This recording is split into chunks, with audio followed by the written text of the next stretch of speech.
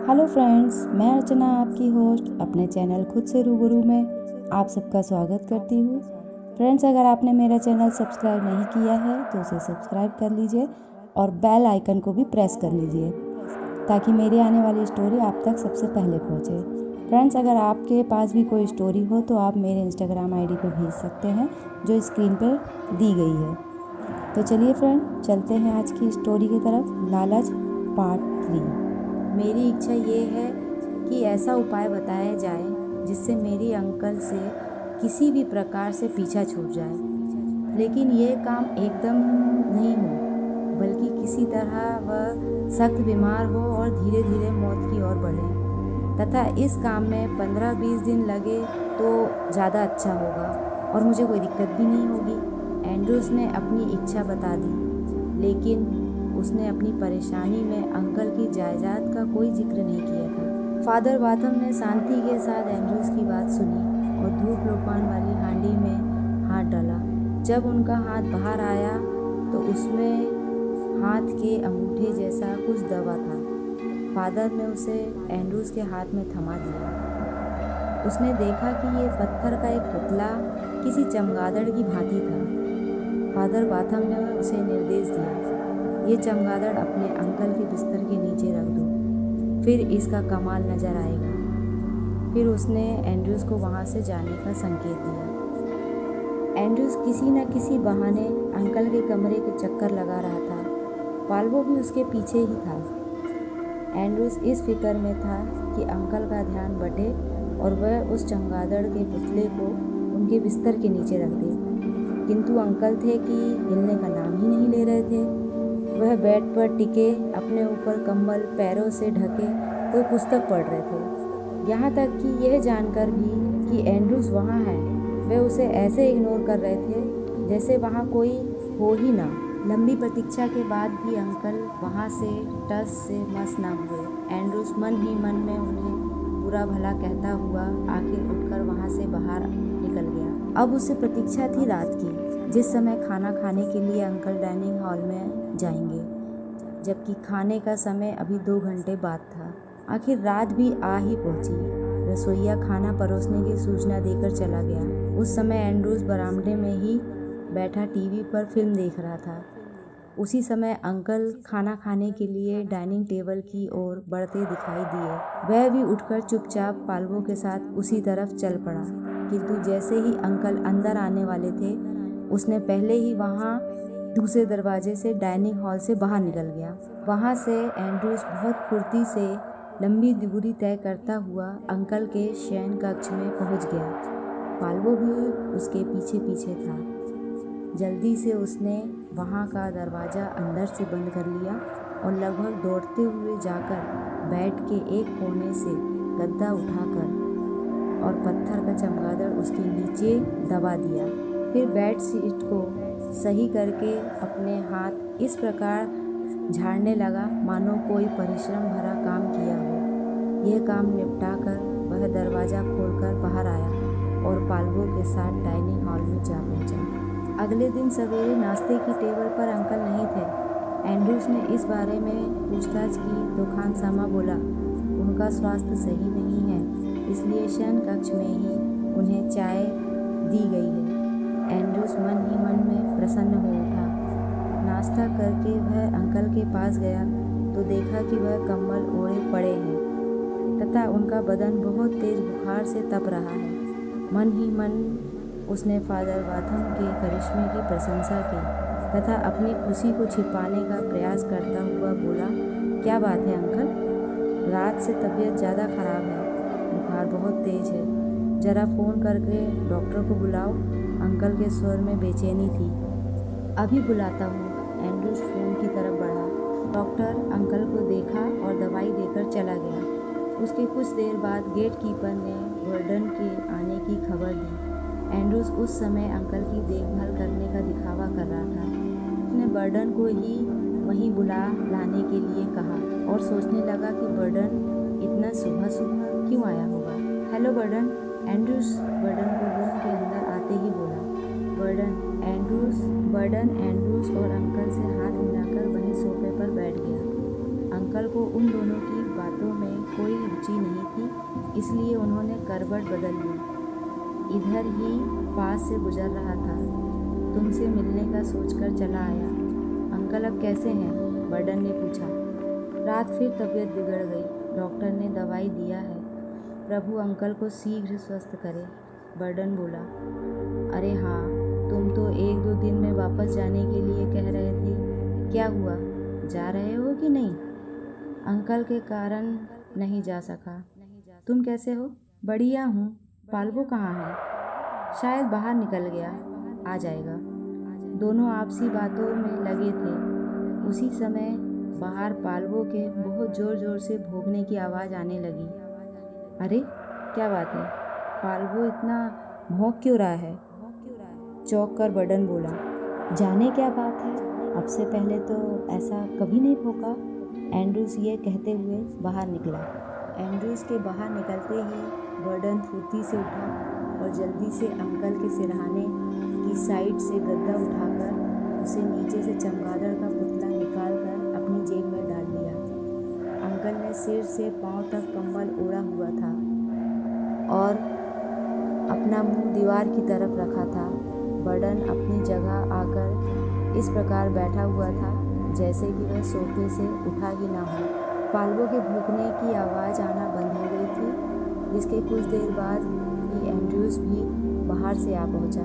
क्या बात थी? ऐसा लगता है कि शायद कोई बिल्ली आई थी। पाल्वो उसे ही देखकर भौंक रहा था। आओ अब बाहर चलकर बैठते हैं, कहीं ऐसा ना हो कि हमारे कारण अंकल को कोई परेशानी हो। दोनों वहाँ से बाहर आ बैठे।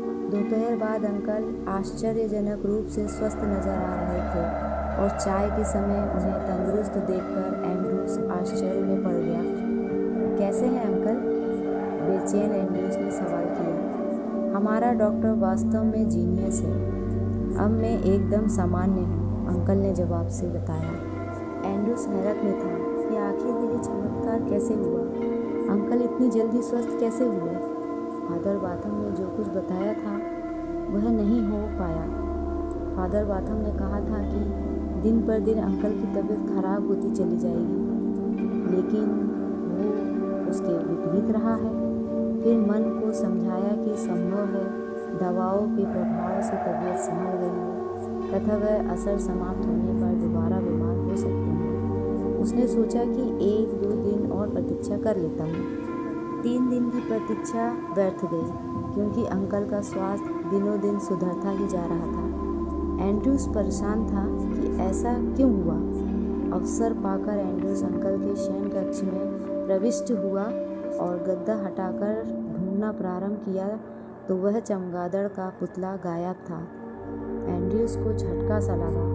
परेशानी में उसने पूरा बेड खंगाल डाला, किंतु चमगादड़ जब वहाँ था ही नहीं तो मिलता कैसे?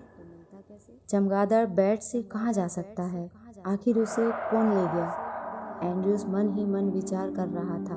गद्दा चादर ठीक करते हुए उसके मन में आया कि शायद नौकर ने गद्दा या चादर ठीक करते हुए पुतला हटा दिया होगा। चाहकर भी वह इस संबंध में नौकरों से सफाई नहीं मांग सकता था। दूसरे दिन एंड्रूस ने पुनः फादर बाथम के दरबार में हाजिरी लगाई और सारा वृत्तांत उससे कह सुनाया। फादर बाथम के अनुसार जताया कि हो सकता है कि बिस्तर को साफ करने के दौरान किसी ने हमारा वह पुतला हटा दिया होगा। फादर ने दूसरा पुतला देते हुए समझाया कि इस बार ध्यान रखें। एंड्रूस ने फादर को चढ़ावा चढ़ाकर धन्यवाद किया और फिर चल दिया। वापस लौटकर वह अवसर की प्रतीक्षा करने लगा। अंकल नहाने के लिए जब बाथरूम में घुसे तो वह जल्दी से उनके शयन कक्ष में चला गया। पाल्वो भी पीछे पीछे था। एंड्रूस ने बहुत फुर्ती के साथ अंकल के तकिए की डोरी खोली और चमगादड़ को उसके अंदर डाल दिया तथा डोरी खींचकर बंद कर दी। इस प्रकार चमगादड़ तकिए के फोम के मध्य था। इस काम को निपटाकर चारों तरफ निगाह डालता हुआ एंड्रूस बाहर आ गया। कुछ ही घंटे हुए होंगे कि अंकल की तबीयत फिर बिगड़ गई। एंड्रूस चमगादड़ का चमत्कार देखने के लिए उत्सुक था। वह उनके कमरे में पहुंचा तो अंकल पस्त नजर आ रहे थे। कैसे हैं आप? अंकल कराहते हुए बोले। मैंने शायद नहा कर गलत किया, जिससे मेरी तबीयत फिर बिगड़ गई। प्लीज़ पेन किलर ले लो। जब 2 पेन किलर लेने के बाद भी आराम नहीं मिला तो मैंने डॉक्टर को फ़ोन कर दिया। वह आते ही होंगे। करीब 10 मिनट बीते होंगे कि अपना मेडिकल बैग उठाए डॉक्टर ने अंदर प्रवेश किया। उसने अंकल को दवाइयाँ तो दी ही, स्वयं भी करीब 2 घंटे उनके पास बैठा रहा। फिर एंड्रूज को उनका सर दबाने की हिदायत देते हुए चला गया। वहीं बैठकर एंड्रूज अंकल का सर दबाने लगा। सर दबाते हुए आधा घंटा ही हुआ होगा कि बर्डन वहां आ पहुंचा और सोफे पर बैठ गया। औपचारिकता अभिवादन के पश्चात बर्डन ने पूछा, आज अंकल कैसे हैं? आंखें बंद करके लेटे हुए अंकल के चेहरे की ओर देखते हुए एंड्रूज ने उत्तर दिया, 2 दिन तो बिल्कुल सामान्य रहे, लेकिन आज वह फिर से बीमार है। अंकल धीरे धीरे करहा रहे थे। उसी समय बाहर से पालवों के करहाने जैसी आवाज़ आने लगी। एंड्रूज डॉगी की करहार सुनकर बाहर की तरफ लपकता हुआ बोला, लगता है शायद पालवों ने फिर से बिल्ली देखा होगा। बर्डन ने उससे कहा, जाकर देखो यार, वरना वह भौंकने लगेगा तो अंकल को परेशानी होगी। वह सिरदर्द से पहले ही त्रस्त हैं।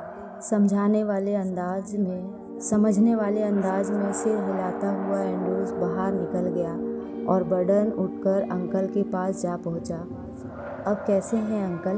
दर्द से सिर फटने को हो रहा है, बुखार तो तेज ही है। आंखें खोलते हुए भी अंकल को कष्ट हो रहा था। यदि आपकी आज्ञा हो तो सर के नीचे से तकिया हटा दूं? ऐसे में प्रायः डॉक्टर अंकल का कोई जवाब हो उससे पहले ही बर्डन ने सिर के नीचे से तकिया हटा दिया। गद्दे पर सिर रखते हुए अंकल ने आंखें बंद कर ली। तकिए की डोरी खोलकर पत्थर का चमगादड़ निकालकर जेब में रखते हुए बर्डन ने फिर अंकल से पूछा, कुछ फर्क पड़ा? अंकल ने सिर हिलाकर ना किया। ठीक है तो तकिया लगा ले।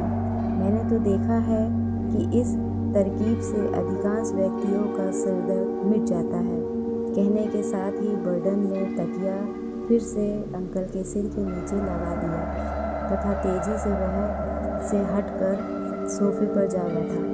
एंड्रूज भी तभी पालवों के साथ कमरे में आ गया। यह बिना कारण भी भौंकता है, बहुत बदतमीज है, ले आया हूँ इसे, कहते हुए एंड्रूज सोफे पर जा बैठा। तो फ्रेंड्स, इसके आगे का पार्ट नेक्स्ट स्टोरी में, और मुझे कमेंट करके बताइए कि मेरी स्टोरी कैसी लग रही है। और अगर आपके पास भी कोई स्टोरी हो तो मेरी इंस्टाग्राम आईडी दी गई है, उस पर आप पोस्ट कर सकते हैं, मैं आपकी कहानियाँ भी शामिल करूँगी। तो फिर मिलते हैं नेक्स्ट पार्ट।